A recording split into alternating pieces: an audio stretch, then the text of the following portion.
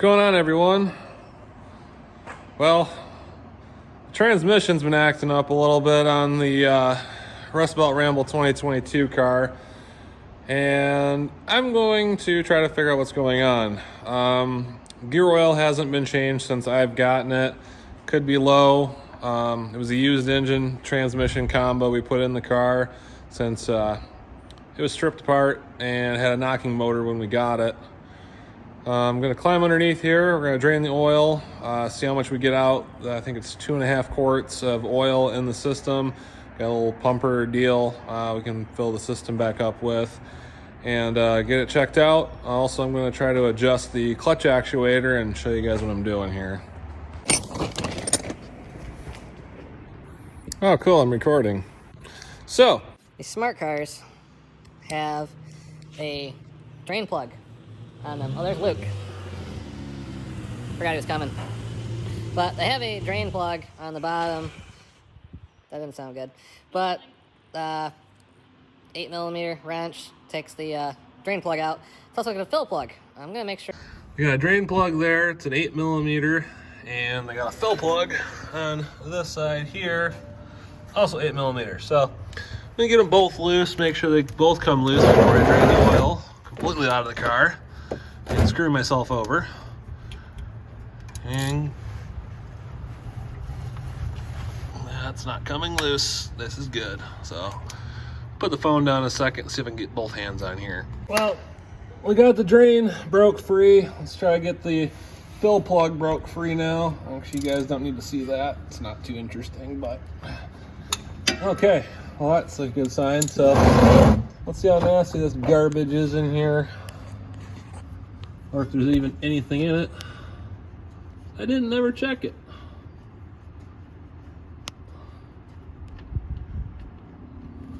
Ugh. Ooh, got some water in it. That's good. No wonder the transmission's been acting up. So let's let that drain out and put some fresh in.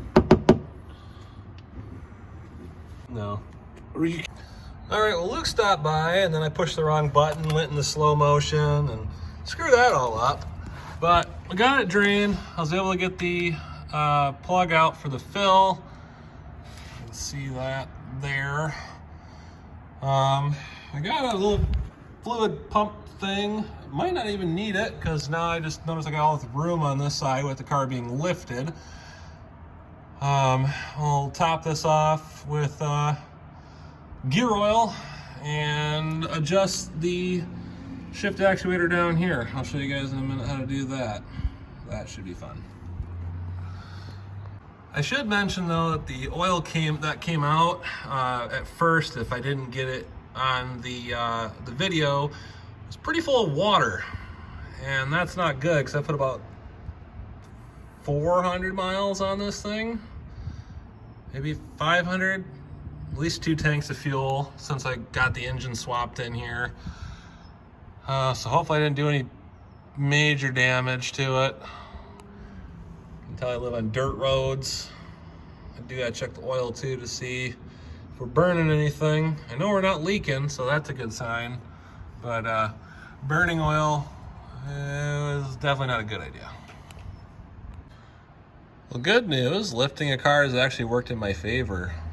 I'm able to fill this bad boy up with gear oil. It's 75 W90 gear oil, GL4, whatever that means. But we had it at work, and I used it in the cozy coupe over there, and it's worked out pretty well so far. Oh, it's gonna take forever. You guys don't need to watch this. It'd be so boring. All right, you can see that it's a little wet there. We got it full all the way to the fill plug area. Took about 2.5, 2 3/4 quarts of gear oil. Got that topped off, so I got a little bit more faith that I didn't do any damage, or hope I didn't do any damage to the gearbox here on the car. That oil that came out, like I said, you're supposed to change them every about 40,000 miles. It was pretty dirty and full of water. So we're gonna jack the car up a second, and we're gonna get under here and mess with this shift actuator and show you what I'm gonna be doing. So on the smart car, it has this shift actuator deal here, and it uses this little plunger to push in on the clutch to shift. And you need to adjust these every once in a while. As you can see, we are actually about as tight of adjustment as we can get right now on this actuator. So those little notches, if you bring the part farther out towards this bolt here, you can give yourself more or less preload on the clutch itself. And one of the things I've been noticing on this car is when you put it in gear, it rolls back. And the OG Cozy Coupe we used on the first rally, you put it in gear and it's instantly right there. I have reset that one a couple times.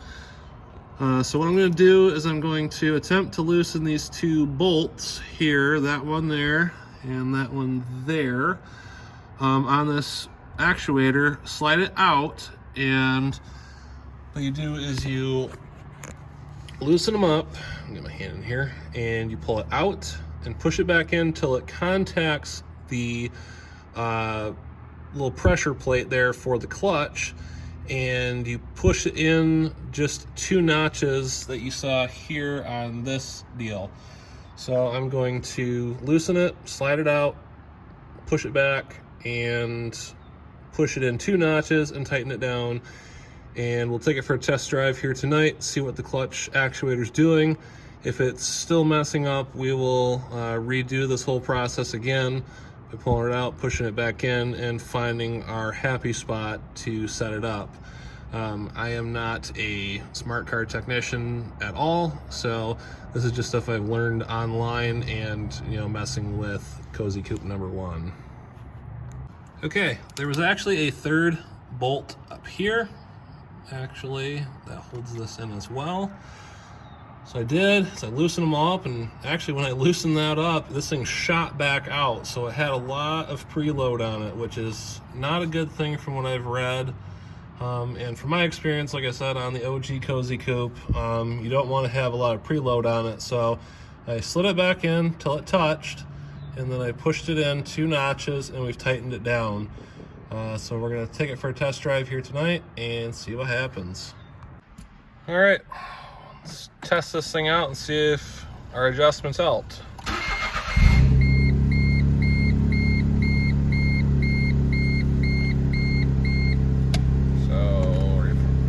Reverse.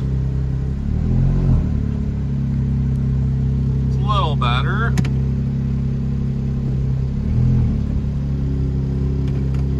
Just get it outside and see what it does.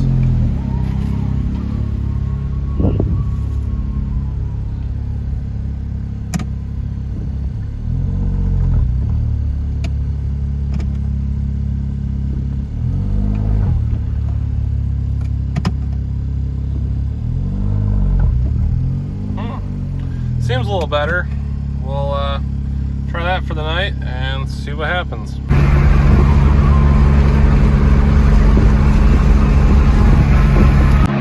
Somehow, by a strange coincidence, we've dropped our RPMs down about 300 at 60 miles an hour. So I'm gonna guess that clutch was slipping a little bit with how tight the adjustment was on the actuator.